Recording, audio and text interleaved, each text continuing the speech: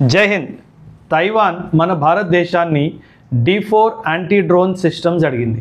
China తైవాన్పై drone attack చేసే అవకాశం ఉందని ఈ భయంతోనే తైవాన్ ఇండియాని ఈ యాంటీ డ్రోన్ సిస్టమ్ అడుగుతుంది.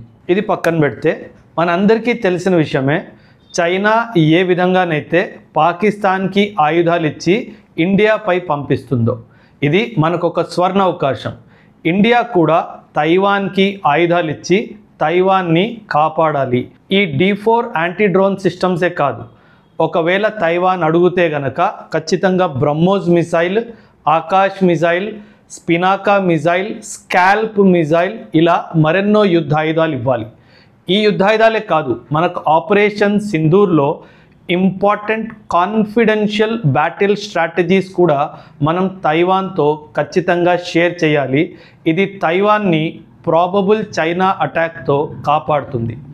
మీ అభిప్రాయాలు కూడా ఖచ్చితంగా కమెంట్స్లో తెలియజేయండి. Thank you. జై హింద్.